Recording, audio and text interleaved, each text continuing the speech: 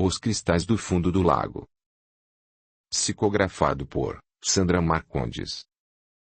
Pelo Espírito, Leopoldo. Palavras e agradecimentos da médium Sandra, e sinopse. Incontáveis e profundas lições é o primeiro pensamento que me vem à mente ao escrever sobre a história que o belo Espírito Leopoldo amorosamente nos presenteia.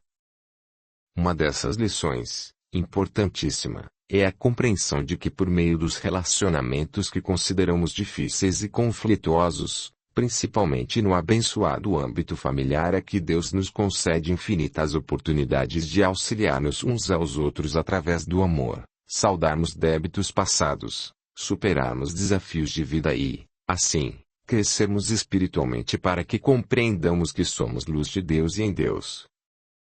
Porque meu pai me causa não tanto medo e pavor desde que sou criança. Porque sinto nojo dele. Porque ele me odeia. Porque meu pai me rejeita. Eu tenho raiva dele e, também, o odeio. Deus, porque sofro esse castigo. A vida foi injusta comigo. Jamais fiz mal algum ao meu pai. E à minha mãe. Porque sempre foi omissa em tudo que diz respeito à minha vida. Eu sou uma vítima. Eu queria ter outros pais. Outra família. A minha família é muito difícil. A convivência com o meu pai é algo insuportável. Ele sempre me chamou de burro. Será que sou burro mesmo? E além de tudo isso, meu pai é um político corrupto e justifica seus atos corruptíveis como sendo justos. Inacreditável. Sinto um vazio enorme no peito e eu não sei como preencher esse grande buraco. O que devo fazer, meu Deus? Esses são os questionamentos existenciais do Leopoldo que o levaram a se deprimir de tal maneira que ele decide desistir da vida. Mas, a vida é infinita. E ao se dar conta disso, o Leopoldo sai à busca de respostas. E encontra várias delas. Porque no fundo da sua alma, seu maior desejo é aprender a amar a si mesmo, ao seu pai e a toda a família universal. Enfim, agradeço a Deus, a Jesus, a Mãe Maria, ao amado Leopoldo que pacientemente me contou sua linda história e aos trabalhadores desencarnados que contribuíram para que esta linda história de superação chegasse até nós. Agradeço, também, aos irmãos e irmãs encarnados que tornaram possível a realização e publicação deste livro. Muito obrigada. Muito obrigada a todos. Muita luz. Fiquemos todos no amor e na paz de Deus e em Deus, de Jesus e sob o manto protetor da nossa Mãe Maria. Audiolivro realizado pelo canal Surya Chand Audiobook. Agradecimentos do Leopoldo. Muitíssimo obrigado a Deus, a Jesus, a amantíssima Mãe Maria, aos amados amigas e amigos encarnados e desencarnados e a Sandra que contribuíram para a realização deste trabalho. Estou muito feliz com esta abençoada oportunidade de poder contar uma história que, na verdade, não é minha, mas de todos nós no caminho de Deus que habita nossos corações. Capítulo 1. Ano terreno de 1918. Nota do autor espiritual. Os nomes verdadeiros de todos os personagens desta história foram trocados por motivos de privacidade, mesmo porque há descendentes desses personagens que vivem encarnados, neste momento, no plano físico do Brasil. Meus senhores, eu prometo que se ganhar a próxima eleição para o cargo de prefeito, mais uma vez, eu vou fazer chover nesta terra abençoada por Deus e nosso Senhor Jesus Cristo. E eu, também, prometo que não vai faltar leite e comida para as nossas crianças. Além disso, vou distribuir roupas para todos e construir um hospital e uma escola. Contratarei muitos médicos e professores para trabalharem nesta abençoada região do sertão do Nordeste do Brasil, que Deus nos concedeu bondosamente para vivermos. Mas para que tudo isso aconteça eu preciso contar com o apoio dos senhores, que têm o privilégio de desfrutarem da minha honrosa e nobre amizade e, também, da minha nobre senhora e família, falou o coronel Jerônimo a uma pequena multidão de pessoas, com vestes surradas e corpos precocemente envelhecidos, devido a todo tipo de privação pelas quais passavam, sendo, principalmente, a falta de água e comida. Ao ouvir as promessas absurdas do meu pai para aquele povo sofrido com a seca, eu, Leopoldo, resolvi me retirar do improvisado palanque de madeira, sob os olhares reprovadores do meu pai, os quais, como sempre, causavam-me arrepios de pavor, e os olhares, também, reprovadores, da minha irmã Olímpia e da minha mãe Aurélia, a qual concordava com tudo que meu pai dissesse ou fizesse. Aliás, jamais, nos meus 26 anos de vida, eu vi minha mãe discordar do meu pai no que quer que fosse.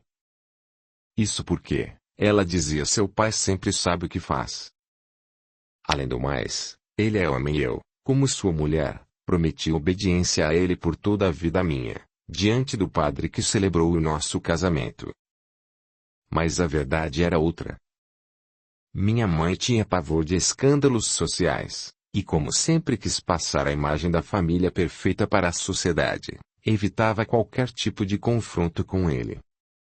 Bom, resolvi montar meu cavalo e retornar à enorme casa da minha família que se situava na maior fazenda da região.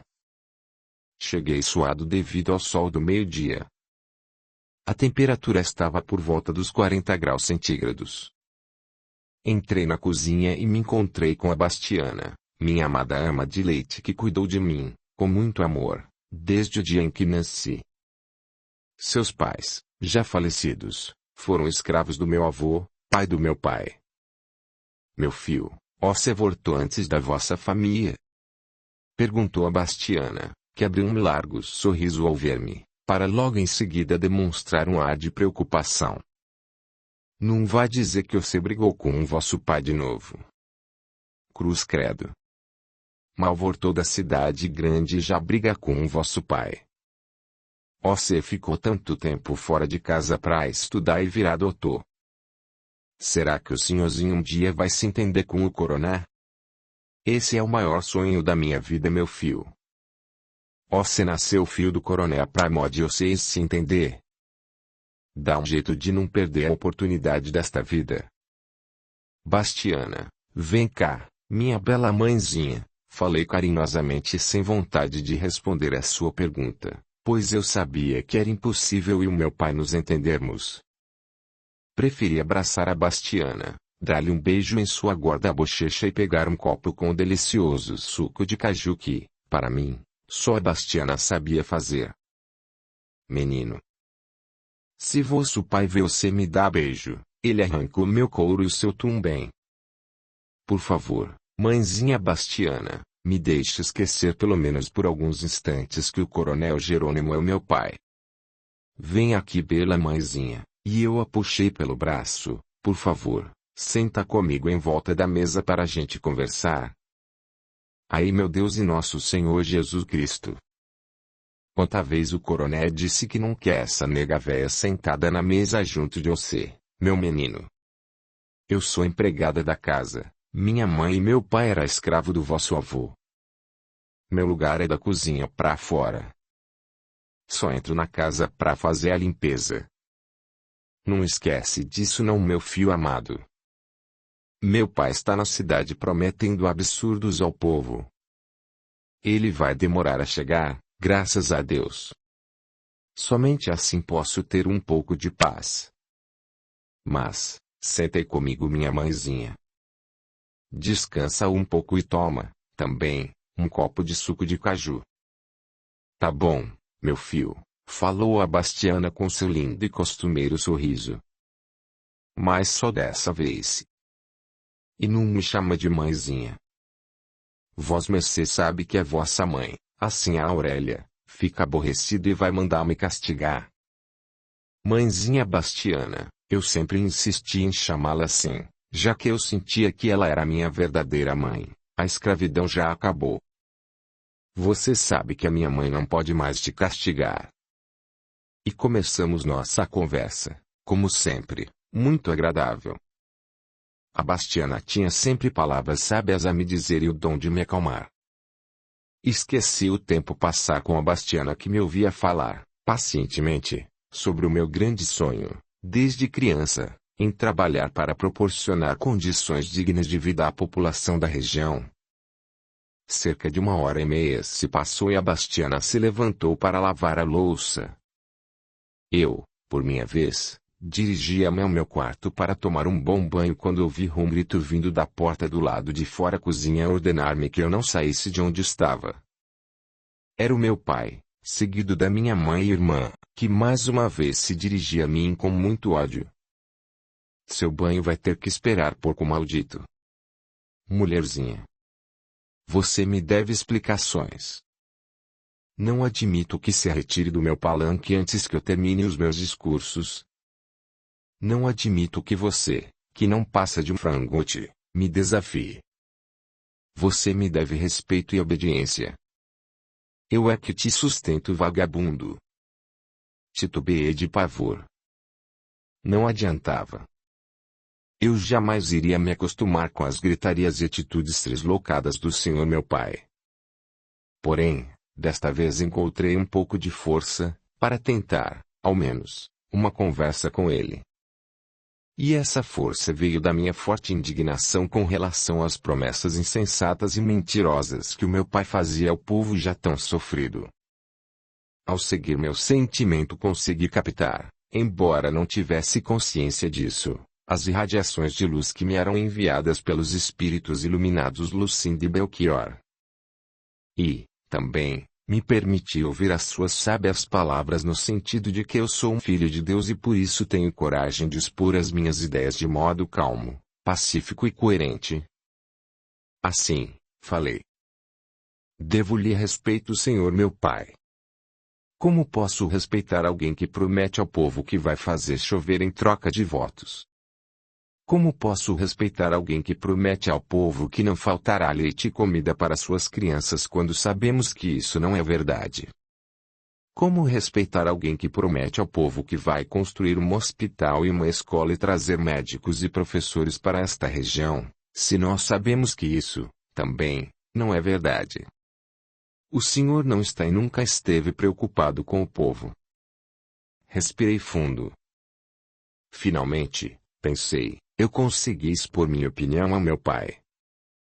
Todavia, esse instante durou pouquíssimos minutos, pois logo em seguida eu permiti que sentimentos de desespero e pavor inundassem novamente todo o meu ser.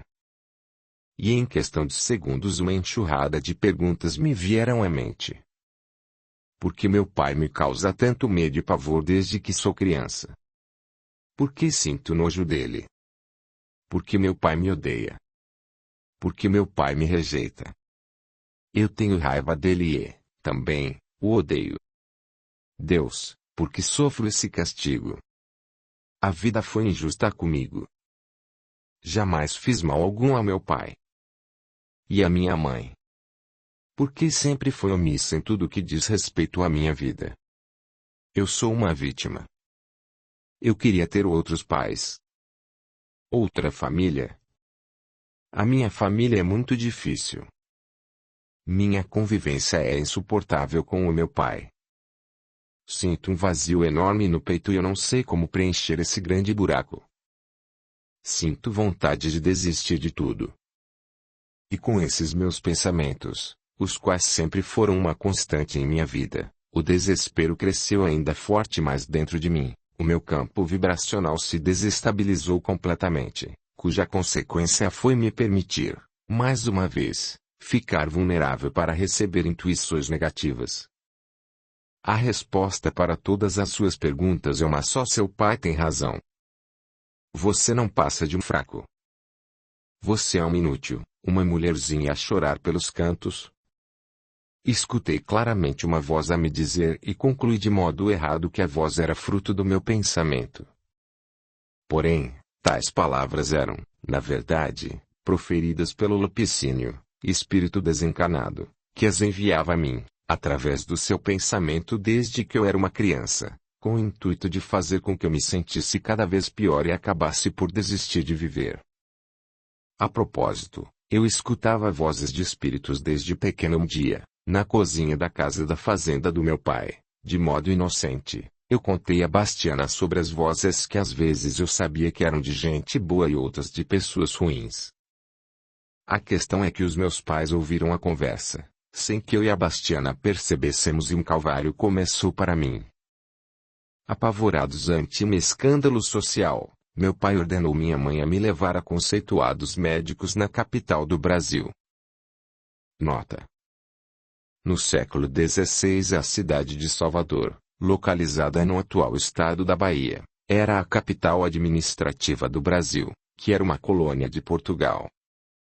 Em 1763, o ministro português Marquês de Pombal transferiu a sede da colônia da cidade de Salvador para o Rio de Janeiro, que permaneceu com esse status até a independência do Brasil de Portugal. Proclamada a independência do Brasil por Dom Pedro I, em 7 de setembro de 1822, o Rio de Janeiro passou a ser a capital do Império do Brasil. E com a proclamação da República em 1889, o Rio de Janeiro passou a ser a capital do Brasil até 1960, momento em que a capital passou a ser a cidade de Brasília. De forma unânime, os médicos diagnosticaram demência mental e deixaram muito claro para mim, com apenas 8 anos de idade, que tudo era fruto dos meus pensamentos e que se eu insistisse em dizer que ouvia vozes de gente que não existia e já tinha morrido, eu seria internado em um hospital de malucos. De volta à fazenda, apanhei várias vezes do meu pai para que eu aprendesse a nunca mais dizer a quem quer que fosse que eu escutava vozes. Resolvi, então, calar-me para sempre sobre o assunto e, com receio de ficar louco, aceitei as palavras dos médicos no sentido de que as vozes eram realmente fruto dos meus próprios pensamentos. E quanto ao irmão Lupicínio, ele vagava há anos no mundo espiritual. Seu objetivo era vingar-se daqueles a quem acreditava serem os seus desafetos, entre os quais, principalmente, eu e o meu pai. Ele intuía nós dois com os piores pensamentos possíveis. Até que achou que precisava de técnicas mais sofisticadas para suas vinganças. Intuir maus pensamentos não surtia mais para ele o efeito desejado. Afinal, a meta do Lupicínio era me levar ao suicídio ou fazer com que meu pai me tirasse a vida. Desse modo, o Lupicínio resolveu aliar-se ao espírito Eugênia, que com os seus conhecimentos em magia negra, implantaria no meu cérebro e no do meu pai aparelhos e irradiadores de energias de baixíssima vibração. Esses aparelhos, após a colocação, primeiro danificariam nossos cérebros dos nossos corpos espirituais, para depois deteriorarem os nossos cérebros dos corpos físicos. A consequência disso seria nos levar a dores físicas atrozes, ao enlouquecimento e, finalmente, à morte do nosso respectivo corpo físico. Momento esse em que o Lupicínio finalmente nos prenderia no plano espiritual e nos tornaria seus escravos. Entretanto, antes de a Eugênia implantar tais aparelhos, ela exigiu como pagamento por esse trabalho que o Lupicínio lhe prestasse alguns serviços. Serviços esses de modo a prejudicar irmãos e irmãs que o Lupicínio nem ao menos conhecia. Ao iniciar o trabalho sujo, o Lupicínio começou a se sentir incomodado. Não se sentia bem em prejudicar pessoas, as quais ele desconhecia e nem tampouco haviam praticado qualquer mal contra ele. Dessa maneira, aos poucos, o Lupicínio passou a se cansar da vida de vinganças e a prática de maldades. Pegava-se repensando seus atos. Arrependeu-se das inúmeras crueldades praticadas principalmente contra mim e ao meu pai e também contra outros irmãos e irmãs. Começou a perceber que ao viver na vingança ele se aprofundava cada vez mais no abismo infernal que criara para si mesmo. Sentia-se mentalmente preso a um lamaçal de areia movediça, local de onde acreditava jamais conseguir sair. Quando deu por si, decidiu que não queria mais implantar aparelho algum no meu cérebro e no do meu pai. Estava cansado daquele tipo de vida. Um novo sentimento com desejos sinceros de mudanças nascia verdadeiramente dentro do seu coração. Passou a chorar descontroladamente cada vez que se aproximava de mim e do meu pai. Pedia-nos perdão o tempo todo ajoelhado e começou a ter a real noção do mal que nos causara por tantos anos.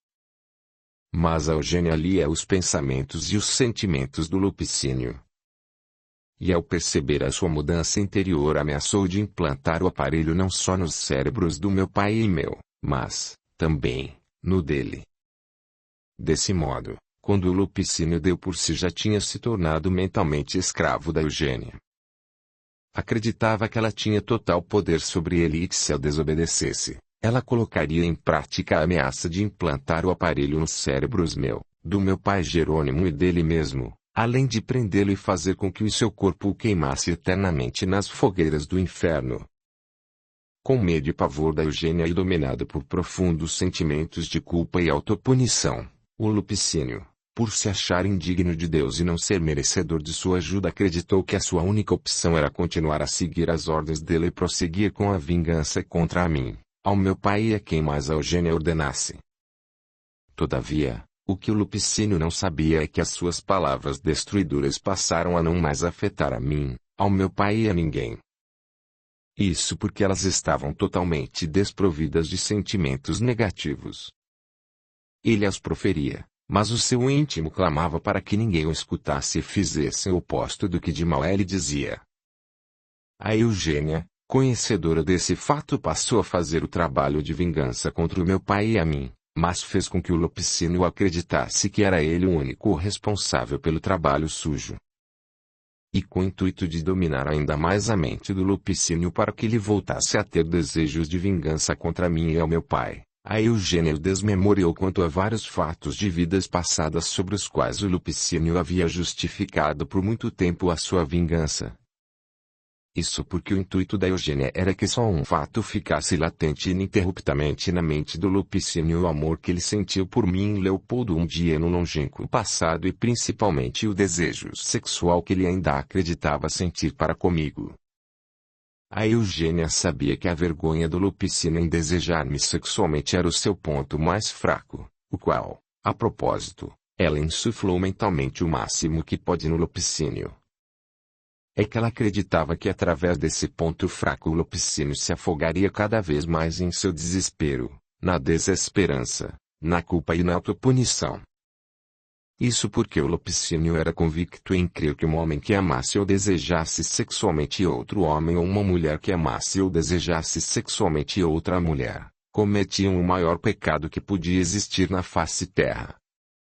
Desse modo, o Lupicínio passou a enfraquecer e perder as suas energias dia a dia. Mas por outro lado, e para o imenso ódio da Eugênia, ele se manteve firme em seu propósito de não mais se vingar de quem quer que fosse, e principalmente contra o meu pai Jerônimo e a mim. Muito embora ele acreditasse que era capaz de fingir para a Eugênia que ainda desejava se vingar. Revoltada por não conseguir dominar 100% a mente e o coração do Lupicínio, a Eugênia viu-se obrigada a continuar pessoalmente a vingança contra o meu pai e a mim, sem nos esquecermos de que ela continuava a fazer com que o Lupicínio continuasse a acreditar que ele era o único responsável pelo trabalho imundo. E da mesma forma que o Lupicínio, eu e o meu pai éramos presas fáceis a Eugênia. Isso porque nós vibrávamos na negatividade. Explico. Atraímos irmãos e irmãs que se encontram nas mesmas faixas vibracionais que as nossas. Eu vivia em constante estado de medo, pavor e baixíssima autoestima. O meu pai estava imerso em sua soberba, orgulho, egoísmo e agressividade. Neste estado de negatividade, com pequenos lapsos de positividade, eu captava muito mais os pensamentos da Eugênia do que dos amigos espirituais de luz Lucinda e Belchior, que trabalhavam para me intuir no bem proceder. O meu pai proibia qualquer aproximação da Lucinda e do Belchior para receber suas palavras, em estado de vigília, ou aceitar um encontro com os dois para um diálogo durante o sono. E o Lupicínio, devido ao seu estado vibracional muito baixo, não se permitia detectar as presenças da Lucinda e do Belchior. Bem, o fato é que ali naquela cozinha e na presença de todos, o meu pai desferiu um violento soco no meu rosto, para o desespero do Lupicínio, e deleite da Eugênia, que a tudo assistia, através de sua mente, do local em que fizera sua morada no plano espiritual. Gratidão imensa a todos os membros do canal e a você, que comenta, compartilha, e deixa o seu gostei. O seu apoio é o meu maior incentivo, ajuda o canal a crescer, e faz com que estes vídeos cheguem a mais pessoas.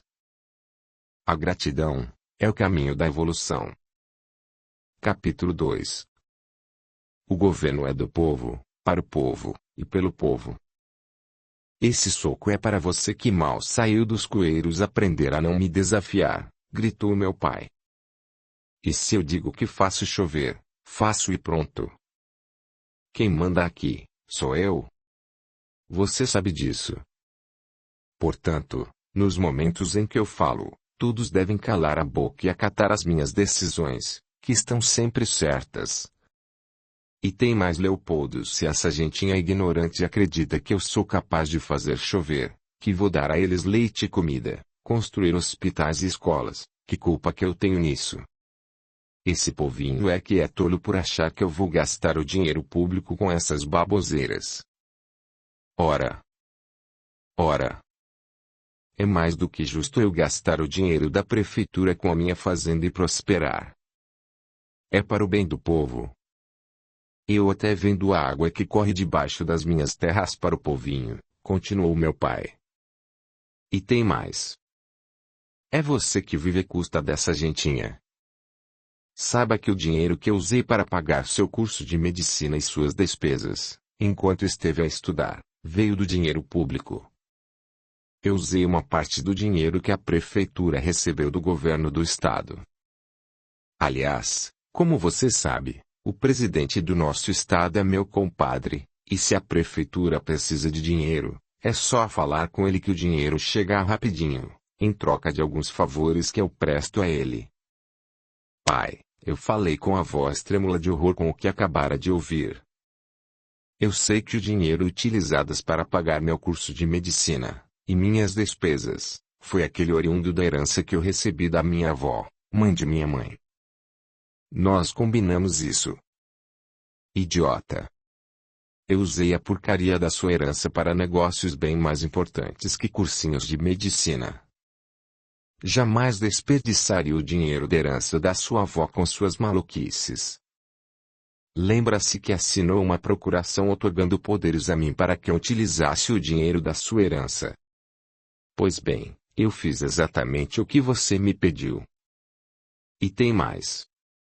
O povo que se vire com seus bruxos, curandeiros e benzedeiras. Por aqui ninguém precisa de médicos e muito menos de escolas. São todos ignorantes e que assim permaneçam para o próprio bem deles. Minha indignação foi tão grande, que encontrei forças para contra-argumentar as loucuras do meu pai. Senhor, meu pai se usou o dinheiro do povo para pagar a minha faculdade e todas as minhas despesas. Fez sem o meu conhecimento e consentimento. Eu jamais aprovaria algo do tipo. Assinei uma procuração ao Senhor para que usasse a minha herança com as minhas despesas. Foi isso que combinamos. O Senhor me enganou. Cale-se, Leopoldo. Não queira fazer-se de santo agora, porque de santo você não tem nada. Bastava você ter me perguntado de onde é que eu tirava o dinheiro para pagar as suas despesas e eu te responderia. Mas não. Você deixou tudo na minha mão. A procuração que você assinou deu-me poderes para eu usar o dinheiro ao meu modo. Foi o que fiz e para o seu bem. Utilizei sua herança para fazer melhorias nesta fazenda e em outras, também, de minha propriedade. Mas de qualquer forma, eu não lhe devo satisfações. Sustentei e te sustento desde que você, infelizmente, nasceu. Portanto, metido a santo e honesto, saiba que você se apropriou indevidamente do dinheiro público. Você é um criminoso, ladrão. E se acha todo bonzinho e ético. Eu acreditei no Senhor. Eu só estudei medicina porque achei que o dinheiro para os custos era proveniente da minha herança. Achou porque não passa de um burro. Tenho vergonha de você. Porque Deus me deu um filho tão idiota. Você é uma mulherzinha chorosa. Vá chorar no colinho da Bastiana, que não passa de uma empregadinha, cujo lugar é da cozinha para fora de casa. Sendo assim, senhor meu pai, peço que faça o favor de me devolver o dinheiro da minha herança, para que eu restitua cada centavo aos cofres públicos. Você é ridículo. E o meu pai passou a rir descontroladamente. Devolver o dinheiro da sua herança. Ficou louco? Essa herança é minha por direito? Afinal eu encho o teu bucho desde que nasceu.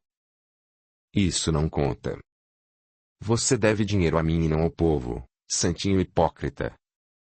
E se quer fazer-se de falso bom samaritano, você que trabalha e devolve o dinheiro para o povinho ignorante com juros e correção monetária. Imbecil. Nem a arrumar mulher você consegue. Eu sei de várias moças da região que arrastam asas para você. Mas você finge que nada a vê. Você é a vergonha da nossa família. Dengozinha. Olhei para o meu pai e senti uma imensa tristeza. Como um homem tão rico como ele, possuidor de tantas terras espalhadas pelo Brasil, era capaz de roubar dinheiro da prefeitura. Ele não precisava disso. E mesmo que meu pai não tivesse um único centavo no bolso, ainda assim, não poderia em hipótese alguma roubar o dinheiro do povo. Meu Deus! Isto é tão óbvio. E quanto às moças que ele dizia que arrastavam asas para mim, eu realmente sabia que havia, sim, algumas. Não sei se os sentimentos dessas moças para comigo eram verdadeiros ou interesseiros, devido à fortuna do meu pai. Só sei que eu tinha um lema na vida: jamais brincar com os sentimentos de quem quer que fosse. Se eu percebia algum interesse de alguém por mim e eu nada quisesse com essa pessoa, eu jamais estimulava esses sentimentos e deixava claro os meus. Mas não adiantava discutir esse assunto com o meu pai. Nem tentaria. Preferi calar-me quanto a isso. Mas, o desespero tomava conta cada vez mais do meu ser. Tinha a vontade de esmurrar o meu pai, mas jamais teria coragem de fazê-lo. E mais perguntas vinham à minha mente como que uma enxurrada de água muito suja e mal cheirosa. Por que, meu Deus? Por que meu pai age desse modo? Por que eu tenho esse pai? Eu odeio. E alternando no meu rosto uma palidez de pavor e uma vermelhidão de raiva, encontrei forças para questioná-lo. Senhor meu pai, por que desviar o dinheiro da prefeitura? Olha o sofrimento e a miséria em que vivem as pessoas daqui. Nada justifica o desvio do dinheiro público. Por que age assim, senhor meu pai? O dinheiro do povo, prossiga sem acreditar na minha súbita coragem em enfrentá-lo, é do povo e não seu. O governo é do povo, para o povo e pelo povo. O dinheiro público, senhor meu pai, precisa ser usado corretamente em benefício do seu verdadeiro proprietário, qual seja, repito, o povo, que é quem paga os impostos. O senhor sabe que quase toda a população desta região é subnutrida e analfabeta. Praticamente não há postos de trabalho por aqui. Os que existem, como os da sua fazenda, bem como na dos outros coronéis, podem ser comparados ao tempo da escravidão, já que o salário é uma miséria. E isso quando recebem salários, pois sabemos que o povo, por não ter alternativa, faz dívidas com os senhores coronéis, as quais jamais conseguirão pagar. Os senhores coronéis cobram preços exorbitantes dos produtos dos seus respectivos armazéns. Um silêncio pairou no ar. Era possível escutarmos a respiração de cada um que estava dentro daquela cozinha, até que ouvimos novamente os berros do senhor meu pai. Não ouse me desafiar e falar essas asneiras, porco imundo. Odeio você, Leopoldo. Se eu não tivesse visto você nascer, teria certeza de que não é meu filho. Não se atreva, jamais, a discutir comigo novamente e a julgar os meus atos, como político. E saiba que eu só permiti que você estudasse medicina porque vai seguir a carreira política. estudar medicina foi a única maneira que eu encontrei para, quem sabe, o povo passar a te admirar, já que você não tem nenhuma qualidade para isso. Mas eu não precisava estudar medicina para seguir a carreira política, senhor meu pai, argumentei com o coração a bater descompassado de pavor. Nós sabemos que, nesta região, assim como em várias outras do Brasil, não há necessidade de o povo admirar quem quer que seja para ser eleito. Isso porque, continuei agora um pouco exaltado, quem manda nas eleições, no delegado, no juiz, no padre e em todas as pessoas que vivem em cidades como a que moramos são os ricos senhores coronéis proprietários de áreas agrícolas muito extensas. Quanto maior a terra, maior o poder do coronel. Os coronéis, cuja maioria tem cargos políticos, são as leis deste país. Fazem o que bem entendem. E por aqui, quem manda é o senhor, que possui a maior fazenda, tem água debaixo das suas terras e vários coronéis dependem dessa água, além de ser amigo íntimo do presidente de estado e, portanto, consegue facilmente favores dele e ele do senhor. Respirei fundo, prossegui e inacreditavelmente meu pai estava quieto a olhar-me espantado e escutar. Senhor meu pai, tentei ponderar, não há necessidade de subir a um palanque e fazer promessas absurdas ao povo. Isso é crueldade. Sabemos que as eleições são forjadas. Pessoas mortas, analfabetas, mulheres e crianças têm seus votos computados nas eleições, pessoas vivas, porém ausentes nos dias de eleições também têm seus votos computados. Apurações e atos com os resultados das eleições são adulteradas. Tudo isso se dá conforme o gosto e o desejo dos coronéis, principalmente o senhor. Enfim, as eleições por aqui, e, infelizmente, ao que parece, na maior parte do nosso país, são uma verdadeira fraude. Os coronéis políticos elegem quem eles querem. Portanto, eu não precisaria ter estudado medicina para seguir a carreira infame de político no Brasil. Bastaria manipular as eleições. E isso é muito fácil no nosso Brasil. Você é burro mesmo, Leopoldo. Acha que estudou medicina para ganhar uma eleiçãozinha? Você será presidente deste país e ser médico é somente um status, além de ser meu filho, claro. Você sabe que eu tenho muita influência com os políticos da capital do Brasil. Entendeu agora por que eu permiti que você estudasse, imbecil? Meu pai me perguntou e sem esperar resposta continuou a berrar. E não se atreva a agir contrariamente aos meus mandos, senão eu te deserdo. Como você mesmo disse, eu sou a lei por aqui.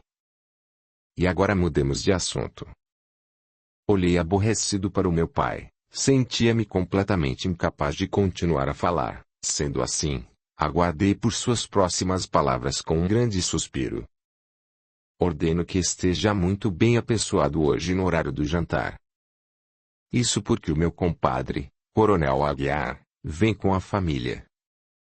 Nós decidimos que você vai se casar com a filha mais velha dele. Você não se lembra dela, pois seus pais a abandonaram na Europa quando ela tinha cerca de 5 anos de idade. Está de volta ao Brasil faz pouco tempo.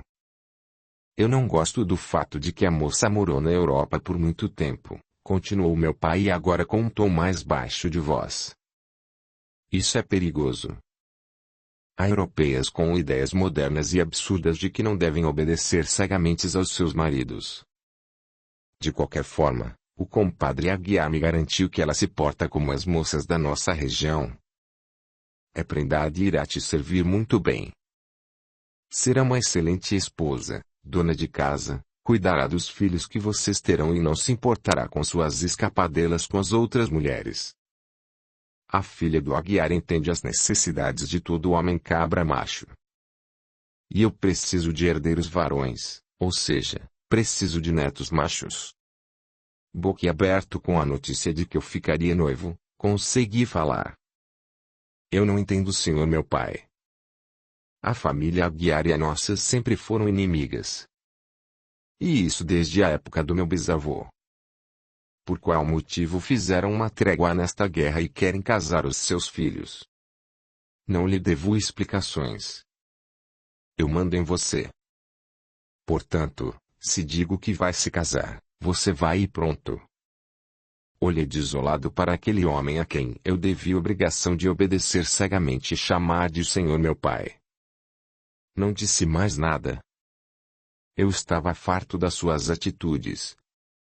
Olhei para ele e depois para minha mãe que, como sempre, limitou-se a ficar calada e a sentir com a cabeça ao meu pai para mostrar-lhe que concordava com ele.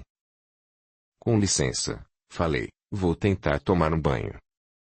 Vai e vê se coloca de uma vez por todas a cabeça no lugar. Falou meu pai e deu uma horrível gargalhada, instigado pela Eugênia e o Lupicínio acreditar desesperado que era ele que fazia isso.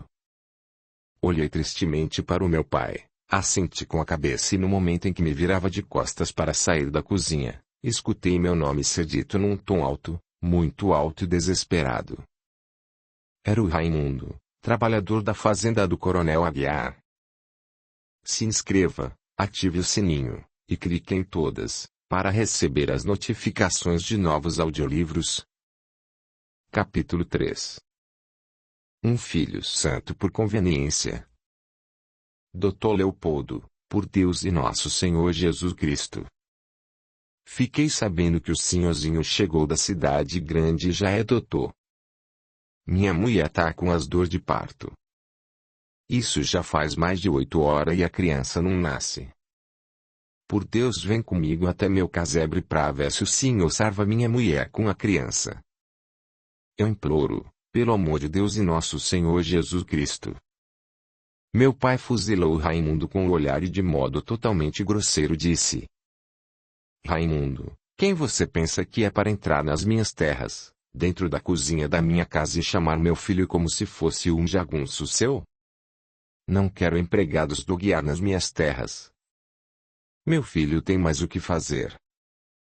Chame a parteira Maria que ela dá um jeito nisso com as bruxarias dela. Perdão, coroné. É que eu tô desesperado. A parteira Maria não tá conseguindo dar jeito não. Ante o olhar de súplica do Raimundo, descalço e a contorcer em suas mãos seu chapéu totalmente desgastado, respirei fundo, pedi ajuda a Deus, recebi luzes de coragem da Lucinda e do Belchior e disse: Raimundo, por favor, me aguarde um instante que vou pegar minha maleta de médico. Vou acompanhá-lo agora mesmo, falei e espantei-me com a minha atitude de coragem para enfrentar o meu pai. Na verdade, pensei, eu devo isso ao povo. Tenho a obrigação de devolver cada centavo do dinheiro público roubadas para as despesas do meu curso de medicina. E vou começar a devolução com o meu trabalho, que é a única maneira da qual disponho no momento, já que não tenho um único centavo no bolso. Fui ao meu quarto, peguei a minha maleta e ao retornar meu pai gritou: Se sair de casa não tem mais permissão para retornar. Nada respondi, mesmo porque seria inútil argumentar o que quer que fosse com o meu pai. Resolvi seguir o Raimundo, para ódio da Eugênia que blasfemava contra o Lupicínio e o acusava de fraco e incompetente por não ter conseguido me segurar em casa e obedecer ao meu pai. Na verdade, eu nem olhei para trás, mas, ainda assim, eu pude ouvir os gritos do meu pai a me dizer palavras de baixo calão e a me amaldiçoar. Chegamos à tapera do Raimundo, um lugar triste de se ver quanto mais para se viver. Sem água encanada. Sem rede de esgoto. E no chão sobre a seca terra batida havia uma mulher se contorcer em dores, já praticamente sem forças e com intensa hemorragia. Ela não tem dilatação suficiente para o bebê nascer. Eu já examinei. Precisamos fazer uma incisão no canal da passagem do bebê, falou uma bela moça morena com lindos olhos negros. Meu coração disparou de emoção ao olhar a moça. Tive a forte sensação de que a conhecia desde muito tempo atrás, mas não me lembrava de onde. Senti-me confuso com tais sentimentos, até então, desconhecidos por mim. No entanto, Eu não tinha minutos sequer a perder e fui examinar a senhora do Raimundo. Realmente, a bela moça tinha razão. Precisávamos fazer a incisão. Mas naquele lugar sem qualquer tipo de higiene. As condições eram absurdamente precárias.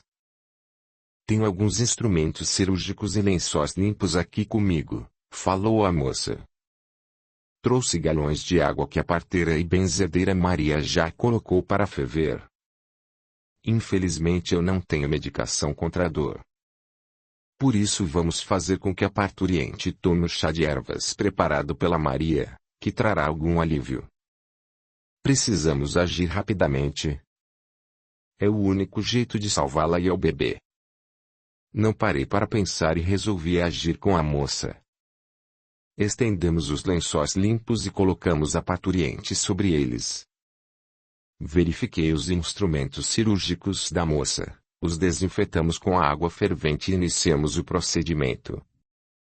Inacreditável, mas tudo correu do modo perfeito para, finalmente, virmos chegar ao mundo um menino. Mas, a criança, raquítica, devido à subnutrição da sua mãe, não reagiu de imediato. Ficou inerte e demorou alguns minutos para chorar, minutos esses que nos pareceram eternos. A Mariana fez os procedimentos para que o recém-nascido sobrevivesse enquanto eu cuidava da parturiente. Até que, finalmente e para o alívio de todos, ouvimos o choro do menino. A parteira e benzedeira Maria, em agradecimento a Deus, a Jesus, ao nosso trabalho bem-sucedido e à nova vida que acabava de chegar, pediu que dessemos as mãos e rezássemos a oração do Pai Nosso. E com exceção da Maria, ninguém mais se deu conta do que ocorreu no plano espiritual da tapera no momento do parto e da oração. Espíritos iluminados, obreiros de Deus, entre eles a Lucinda e o Belchior irradiaram luzes diretamente nas mãos da Mariana e nas minhas para fortalecerem nossa fé e coragem no procedimento que fizemos. Fachos de luz foram direcionados ao corpo físico e espiritual da parturiente, principalmente na região de sua barriga para auxiliar que a hemorragia fosse estancada. E o ambiente, após o nascimento do bebê, foi inundado com uma luz azul celeste, o que trouxe uma leve e suave sensação de paz. A Eugênia não conseguiu agir através do lupicínio. Isso porque a Lucinda e o Belchior fizeram uma rede energética de luz de proteção. Muito obrigada, seu doutor e dona doutora. Não sei nem como agradecer. Deus e nosso Senhor Jesus Cristo guiou as mãos de vocês, falou Raimundo. Graças a Deus a hemorragia da sua mulher foi controlada como que por um milagre. Até agora eu não entendo como isso se deu.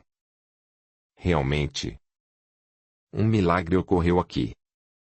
Aliás, a hemorragia estancou e o bebê sobreviveu, disse a Mariana.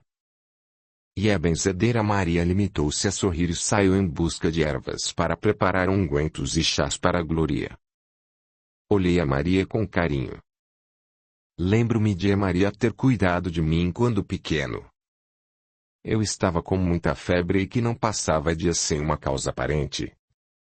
A Bastiana escondida dos meus pais, fez com que eu bebesse várias vezes o chá preparado pela Maria. Em 3 dias eu já estava bom e a Maria disse que o chá nada mais era do que um calmante, pois o meu problema, segundo ela, não era uma doença física, mas sim o pavor que eu sentia do meu pai.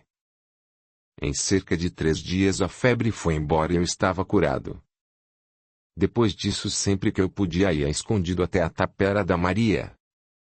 Ela conversava comigo sempre de modo muito amável, falava que eu era forte, um bom menino, falava de Deus, da vida de Jesus e me ensinava a reconhecer as ervas e seus poderes curativos. Eram momentos maravilhosos. E como não havia médicos e muito menos um hospital naquela região, toda vez que alguém ficava doente chamavam a Dona Maria que a todos atendia prontamente. Suspirei e pensei quão pobre era aquela região e que eu tinha o dever de fazer algo para melhorar a vida das pessoas. Olhei inconsolável para a tapera do Raimundo. Como resolver a pobreza, a seca, a falta de alimentação, moradia e educação de todo esse povo. Sentia-me incapaz.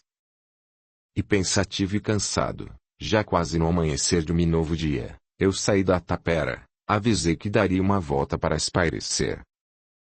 Deitei-me sobre o chão de terra batida, embaixo de uma árvore seca e adormeci. Acordei de um salto e assustado com a gritaria do meu pai nos meus ouvidos, logo nas primeiras horas da manhã. Ele se aproximou de mim e disse de modo que um grupo de cerca de 30 pessoas que o acompanhava o escutasse. Filho amado, você é um santo nascido nesta terra de meu Deus e nosso Senhor Jesus Cristo. Você salvou a Dona Glória e o abençoado menino. Sua fama já corre igual a pólvora por todas estas bandas. Levante-se e ouça esse povo de Deus dizer que o ama. E antes que eu esboçasse qualquer reação, sob os aplausos do povo, meu pai continuou. Eu sou um homem abençoado por Deus. Olhem o filho santo que eu tenho. Por isso mereço ser eleito novamente como prefeito. E mais uma vez, meu amado povo, eu prometo que não vai faltar chuva, comida, trabalho e até sapatos e roupas para os senhores e suas senhoras e crianças. Eu não tinha prometido que traria um médico. Pois ele está aqui bem na frente de vocês. É o meu amado e santo filho. Como vocês podem ver, eu sempre cumpro com todas as promessas que faço ao povo de meu Deus e nosso Senhor Jesus Cristo. E na próxima eleição vocês votarão no meu filho, um santo que Deus nos enviou um dia ele será presidente deste país. Agora, meu povo, eu peço que os senhores se ajoelhem perante o novo santo desta terra. Sem acreditar no que meu pai dizia, quando dei por mim, horrorizado, as pessoas ajoelharam-se sob os meus pés. Eu estava tão pasmo que fiquei paralisado por alguns instantes até que meu pai ordenou que o povo se retirasse, pois o santo não poderia falar com eles naquele momento. Tinha outros milagres para realizar. Aguardamos alguns instantes e, assim que o povo se afastou, meu pai colocou suas mãos sobre os meus ombros e disse radiante: Você está vendo, meu filho, como o povo me ama? É assim que se faz política. De hoje em diante você vai andar o dia todo comigo para eu te preparar para ser um excelente político do Brasil. Você nem imagina quanta vantagem teremos. Minha fortuna vai aumentar ainda mais. Pai, eu tomei coragem e disse: política para mim é algo completamente diferente do que é para o Senhor. O político não mente para o povo. Trabalha para o povo. Tem amor ao povo e usa o dinheiro público com respeito e tão somente para o povo, que é quem, aliás, como já falei ao Senhor, o seu verdadeiro e único proprietário. Além do mais, eu não tenho o mínimo interesse em política. Eu sou médico. Jamais serei político. Ah! Como você pode ter crescido tão ingênuo? Onde foi que eu errei? Deixa eu te explicar mais uma vez uma coisinha para ver se desta vez você entende o povo. Meu filho não passa de uma gentinha ignorante. A gente faz o que quiser dele. O povo é burro e submisso. Não sabe de nada. O povo vota em quem a gente mandar porque ele, o povo, não sabe escolher os seus políticos e nós sabemos o que é melhor para ele, o povo. Basta subir num palanque, falar um bando de besteiras, fazer promessas treslocadas, que jamais serão cumpridas, que o povo acredita na gente. É fácil. Ninguém questiona nada e eu sei que a maioria nem quer saber de eleições. Mas como o povo tem o maior respeito para com a minha pessoa, ele me obedece. Vota no político que eu quero e ainda fica feliz nesse dia, pois tem a oportunidade de escutar de graça músicas da banda que eu contrato e, ainda, recebem a graciosa e generosa doação de lanchinhos. Enfim, cada povo tem o governo que merece. Olha só, prosseguiu o meu pai. É simples. Basta trazer um circo de vez em quando por aqui, distribuir um pouco de pão e leite, que o povo fica feliz e, ainda, nos agradecem. Ah! E é sempre bom dar uma cachaçinha. Os homens ficam bêbados e não reclamam jamais de nada. Circo, pão e bebida alcoólica ao povo. Esse é o lema, meu filho. E o meu pai ria descontroladamente com o que dizia. O povo, meu pai, precisa de educação com escolas de boa qualidade. E mesmo sendo analfabetos, eu te digo que o povo não é burro não. É que o povo daqui ainda não exige seus direitos, porque não tem forças nem para ficar de pé devido à falta de água e comida. Pai, por favor, repense seus atos. Ainda é tempo. Vamos construir escolas. Vamos levar a água que sai debaixo das suas terras para o povo plantar suas próprias hortas. Vamos trazer dignidade para essa gente. É sua obrigação. Você tem como fazer isso. Deus te emprestou dinheiro que herdou do meu avô para usá-lo para o bem. Enlouqueceu? Deixe de falar asneiras. O povo deve permanecer na completa ignorância. E quer saber? O povo é que é indolente e não quer trabalhar. Ha ha ha ha. Acreditaram até que você é santo. O que eu posso fazer? E meu pai riu diabolicamente para deleite da Eugênia, que tudo acompanhava através da sua mente. Aí, meu Deus, continuou meu pai a me olhar demoradamente, com certeza, eu vou ter muito trabalho com você. Eu ia deserdá-lo. Mas, pensei melhor, e acho vale a pena continuar investindo em você, santo de meia pataca. Ha ha ha ha. E só para te lembrar mais uma vez, eu pergunto. Quem foi que te sustentou a vida toda e permitiu que você estudasse? Foi o Senhor. Sou-lhe muito grato, mas... E mais uma vez meu pai me interrompeu. Sendo assim, você me deve satisfação em tudo o que faz. E não tem nem mais nem menos.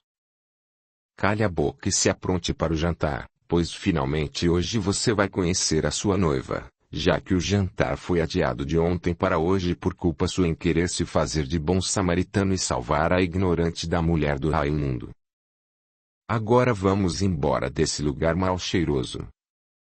Esta tapera, do Raimundo, e o cheiro do povo me dão náuseas.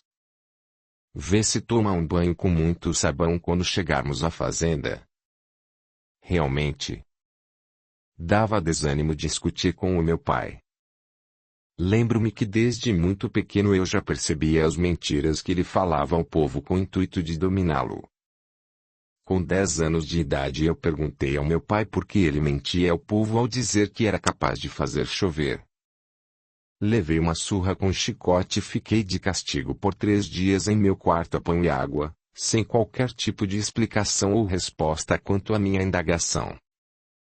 Minha mãe Aurélia, como sempre, limitou-se a acatar as ordens do meu pai e dizer-me para eu jamais discutir ou fazer perguntas ao meu pai, pois ele sabia o que fazia. Mas eu não fiquei a pão e água. Minha amada mãezinha Bastiana me levou comida todos os dias às escondidas. Bem. Olhei ao meu pai e resolvi não dizer mais nada a não ser que eu voltaria com ele para casa naquele momento. Antes, porém, entrei na tapera e a moça que me ajudara no procedimento havia ido embora há muito tempo. Nem sinal dela. A Glória e o bebê dormiam. Avisei o Raimundo que eu voltaria mais tarde para acompanhar a recuperação dos dois e me despedi. Montei meu cavalo, inconformado por ainda sentir tanto medo do meu pai, e ele montou o dele. Fomos embora em silêncio, graças a Deus.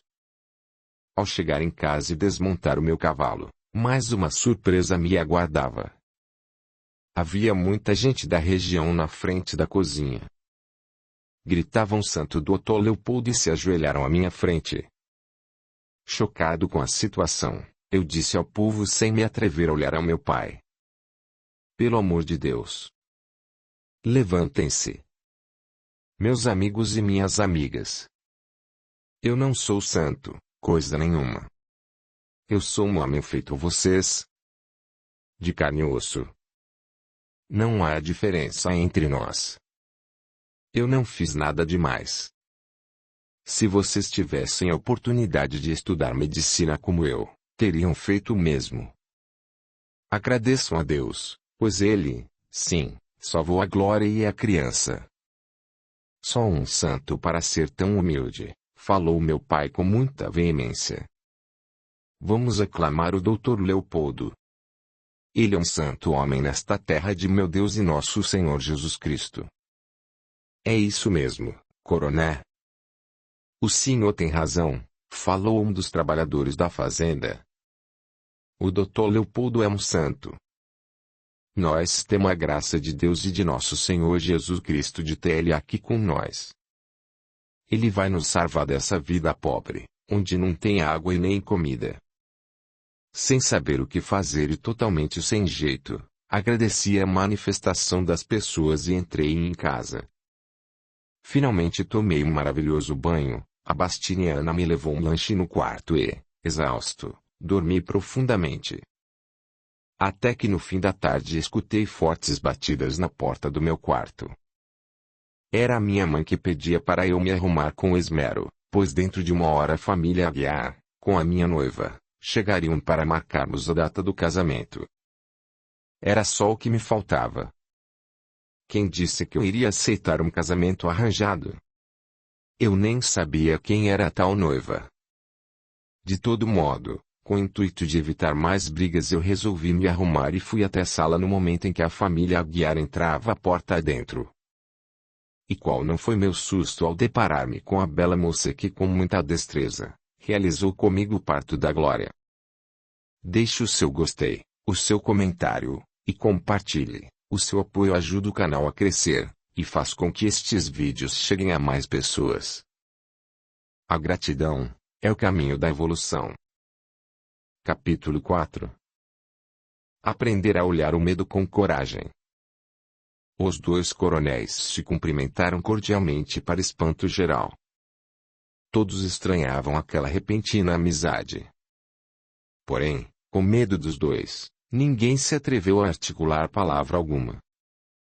E o meu pai e o coronel Aguiar fizeram com que eu e a Mariana ficássemos no centro da sala e nos apresentaram formalmente. Olhamos-nos assustados.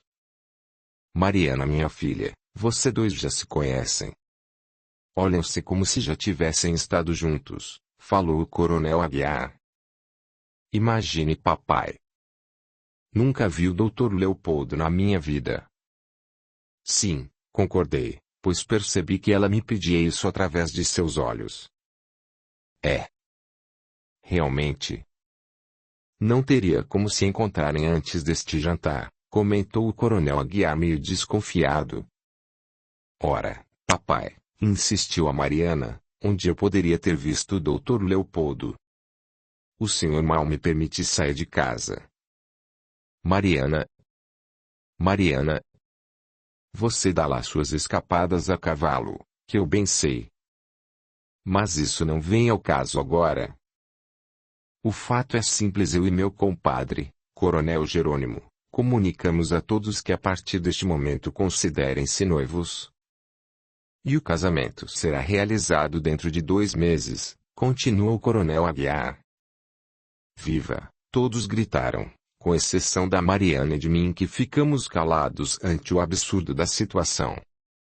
E ordeno que nos dê muitos netos, falou meu pai no mesmo tempo que me fulminava com seu olhar de ódio por eu não me manifestar ou ao menos mostrar o mínimo de alegria com o noivado. E ao contrário da minha falta de coragem para esboçar algum comentário, foi a Mariana quem tomou a iniciativa.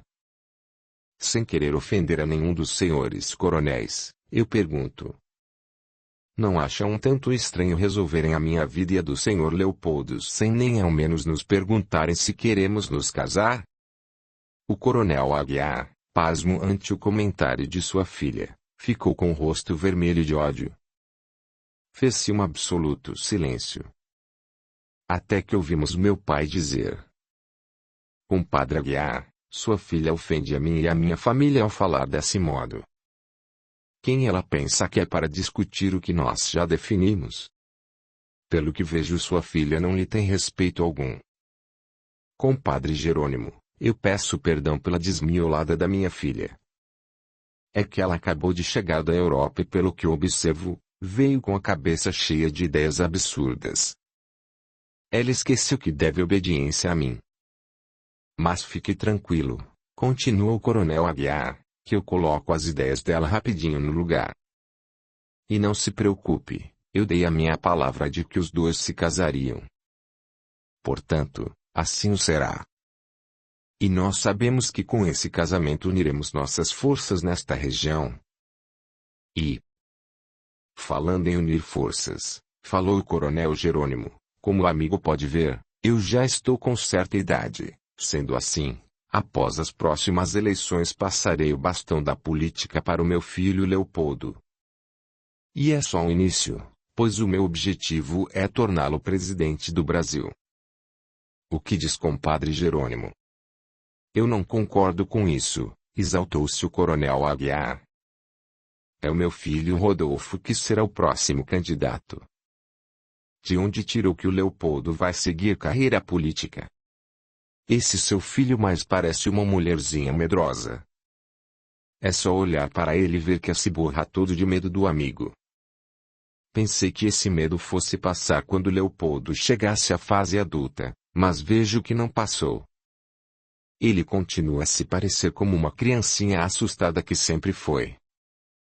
Não admito que chamem meu filho de mulherzinha. O Leopoldo vai seguir a carreira política, sim, porque eu decidi e assim o será. Seu filho Rodolfo, que é uma mulherzinha, não tem jeito para isso, e a voz do meu pai alterou-se. Depois o amigo sabe que este casamento só vai acontecer porque precisamos unir nossas forças contra os outros coronéis desta região. Não admito que chame o meu filho Rodolfo de mulherzinha, gritou o Coronel Aguiar. E os dois coronéis olharam-se de modo desafiador.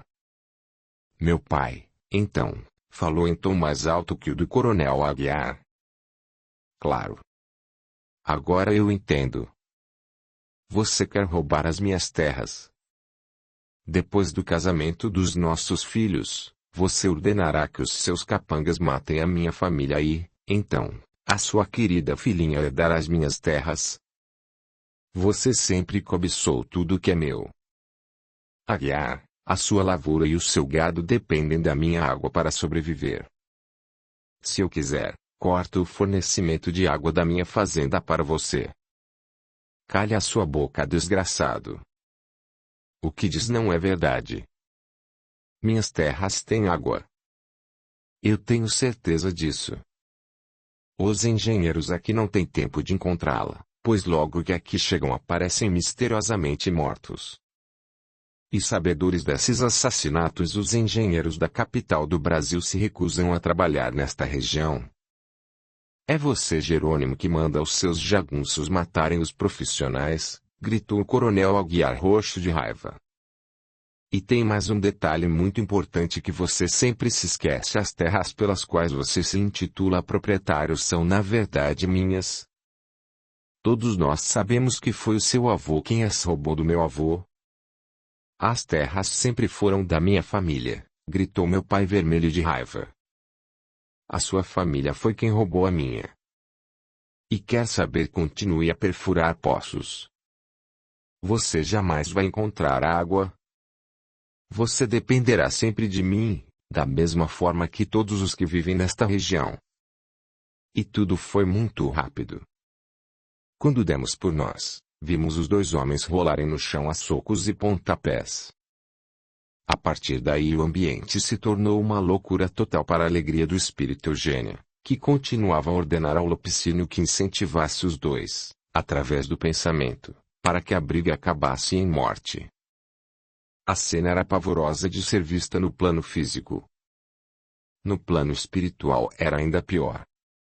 Havia inúmeros irmãos e irmãs envoltos em névoa negra, a rirem diabolicamente dos coronéis e a incentivarem para que a briga se tornasse o mais violenta possível até a morte. Queriam se vingar, pois muitos deles haviam sido assassinados a mando dos coronéis. Entre esses irmãos e irmãs se via, também, além do Lupicínio, apavorado e triste com a briga, outros escravos da Eugênia. Eu e Rodolfo tentávamos separá-los. Ao ouvirem a gritaria dentro da casa, alguns jagunços que trabalhavam para ambos os coronéis entraram e nos ajudaram a separá-los. Embora imobilizados e cada qual em um lado da sala, prosseguiram com a discussão. Jerônimo, eu vou tomar as minhas terras de volta. Sua família roubou do meu avô. Isso não vai ficar assim. E quanto ao nosso trato de casar nossos filhos está desfeito. Nossa guerra continua. Mais sangue vai rolar na sua família. Acabarei com você e terei pedaço por pedaço das minhas terras de volta. Sim, gritou o coronel Jerônimo, a guerra vai continuar. Aliás, ela jamais acabou. E eu também vou querer as minhas terras de volta que a família Aguiar roubou da minha. Que disparate é esse Jerônimo? A família que rouba terras por aqui é todinha sua. E tem mais, você está proibido de passar com seu gado nas minhas terras. Você sabe que se não passar por lá, precisará dar uma volta enorme e o seu gado morrerá, já que nesse percurso muito maior, não há água e capim disponível para o gado. Você perderá tudo e eu muito me felicitarei com isso. Como pode perceber, imbecil, você também precisa de mim. Eu preciso de você morto, desgraçado, disse raivosamente o coronel Jerônimo. Eu devia estar louco ao querer casar a vagabunda da sua filha com meu filho. E o coronel Aguiar, já com os braços soltos pelos jagunços, sacou seu revólver e o apontou a meu pai, que fez o mesmo contra o Aguiar. Silêncio total. Até que a Mariana, passados alguns segundos, se colocou à frente do corpo do seu pai e pediu que não fosse derramado mais sangue entre as duas famílias, como acontecia há várias gerações. Pelo amor de Deus, eu peço, abaixem as armas, falou a Mariana de modo veemente e com coragem. O silêncio era completo e no mundo espiritual era possível ver um manto de luz na cor azul formar-se ao redor da Mariana. Essa luz era irradiada pelas pontas dos dedos da Lucinda e do Belchior. E do coração da Mariana raios de luz na cor rosa inundaram todo o ambiente. A irradiação da luz rosa era a consequência da firmeza de pensamento no bem proceder da Mariana. E os irmãos e irmãs sofredores que insuflavam a briga encolheram-se apavorados em um canto e ali permaneceram, sem conseguir sequer abrir os olhos devido à iluminação que inundou todo o ambiente. Sentimos que uma trégua ocorreu naquele momento e meu pai, com um tom de voz mais calmo, ordenou que o Aguiar e sua família se retirassem da nossa casa e jamais coloquem os seus pés ali novamente. E por incrível que pareça, como um milagre, o coronel Aguiar retirou-se com seus jagunços e a sua família.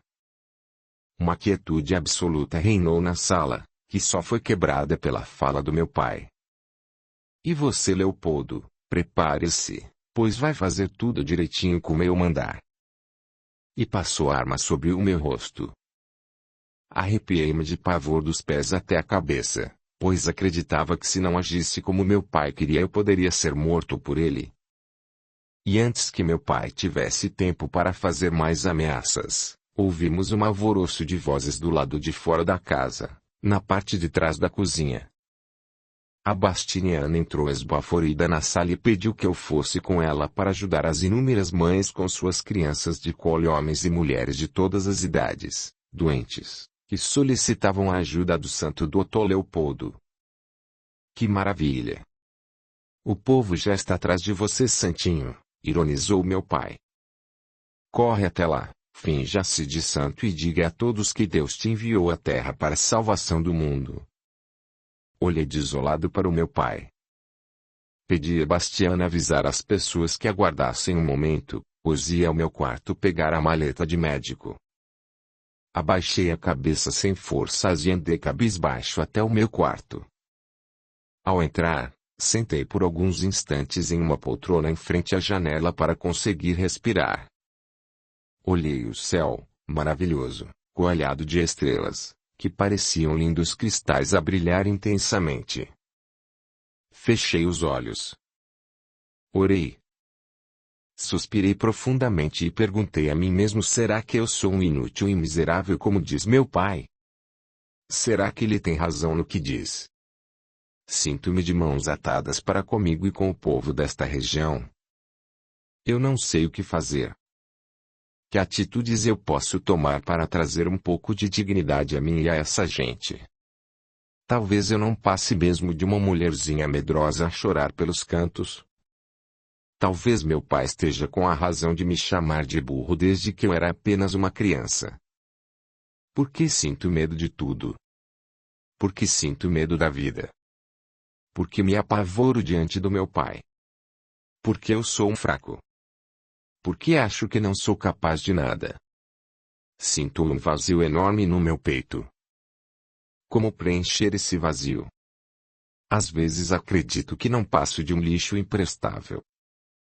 Deus, clamei ajoelhado, me ajude, por favor. Filho amado, eu escutei uma voz a me dizer, que era da Lucinda, e embora eu não tivesse consciência disso, deixei que a voz fluísse livremente pela minha mente e coração. Todos nós somos o que pensamos e acreditamos ser. Quando você diz para si mesmo que você é fraco, que é um lixo, que é incompetente para realizar os seus sonhos, que tem medo do seu pai e da vida e aceita essas afirmações como verdades, elas afirmações acabam por se tornar as suas verdades de vida. Sendo assim, o que acha de transformar essas afirmações negativas em afirmações positivas e iluminadas? No momento em que você passa a acreditar em si mesmo e no seu potencial como filho de Deus, você transforma os seus sentimentos, emoções, pensamentos, crenças e atitudes. Essa transformação progressiva levará você a proferir palavras iluminadas e a partir delas você agirá de maneira positiva. Sendo assim, você muda a sua vida, que é somente sua. E que tal começar essa transformação através de uma análise sobre o sentimento do medo? Por favor, feche seus olhos. Respire e expire calmamente. Relaxe os ombros. Pense no medo que sente, sem subterfúgios, sem máscaras. Imagine que ele, o medo, sai de dentro do seu ser, do seu coração e se coloca à sua frente. Ele é bem maior do que você. É um monstro pavoroso, gigantesco, horrível, repleto de espinhos e chifres. Ele te apavora e o persegue constantemente, acordado ou enquanto dorme. Ele faz com que você se sinta muito inseguro. Agora você cresce e fica com a altura do monstro. Olhe detidamente dentro dos olhos desse medo monstro. Você tem a coragem de encará-lo frente a frente. Mantenha o seu olhar sobre os olhos do monstro por alguns instantes. Neste momento, converse com o medo monstro com firmeza e amor. Fale para ele tudo o que você quiser. E depois disso, permita que ele também fale com você. Ouça o que ele tem a lhe dizer. Dialogue com ele com bastante calma. Nota: o medo a que se refere a Lucinda é um medo fruto de estados de preocupação, ansiedade e tensão muito elevados. Não se trata de um medo natural ante um perigo iminente e real. Ao contrário, trata-se de um medo sem uma ameaça concreta, que desencadeia um estado de pânico com base em uma hipótese ou hipóteses, que podem nem vir a acontecer. Perceba que ele já não te parece tão assustador.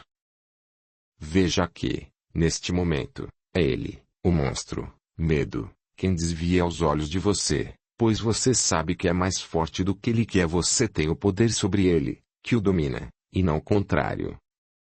Neste momento, o medo monstro já não te causa calafrios.